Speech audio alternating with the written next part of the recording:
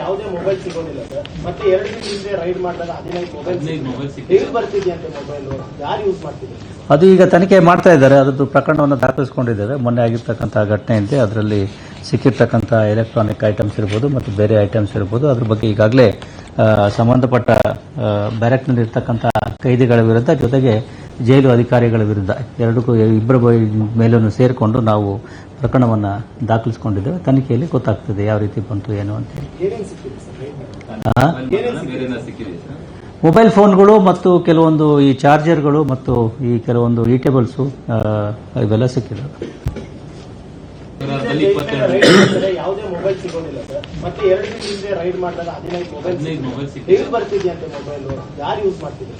ಅದು ಈಗ ತನಿಖೆ ಮಾಡ್ತಾ ಇದ್ದಾರೆ. ಅದರದ್ದು ಪ್ರಕರಣವನ್ನು ದಾಖಲಿಸಿಕೊಂಡಿದ್ದಾರೆ. ಮೊನ್ನೆ ಆಗಿರ್ತಕ್ಕಂಥ ಘಟನೆ ಇದೆ. ಅದರಲ್ಲಿ ಸಿಕ್ಕಿರ್ತಕ್ಕಂಥ ಎಲೆಕ್ಟ್ರಾನಿಕ್ ಐಟಮ್ಸ್ ಇರ್ಬೋದು ಮತ್ತು ಬೇರೆ ಐಟಮ್ಸ್ ಇರ್ಬೋದು. ಅದ್ರ ಬಗ್ಗೆ ಈಗಾಗಲೇ ಸಂಬಂಧಪಟ್ಟ ಬ್ಯಾರಕ್ನಲ್ಲಿ ಇರ್ತಕ್ಕಂಥ ಕೈದಿಗಳ ವಿರುದ್ಧ ಜೊತೆಗೆ ಜೈಲು ಅಧಿಕಾರಿಗಳ ವಿರುದ್ಧ ಇಬ್ಬರ ಮೇಲೂ ಸೇರಿಕೊಂಡು ನಾವು ಪ್ರಕರಣವನ್ನು ದಾಖಲಿಸಿಕೊಂಡಿದ್ದೇವೆ. ತನಿಖೆಯಲ್ಲಿ ಗೊತ್ತಾಗ್ತದೆ ಯಾವ ರೀತಿ ಬಂತು ಏನು ಅಂತ ಹೇಳಿ.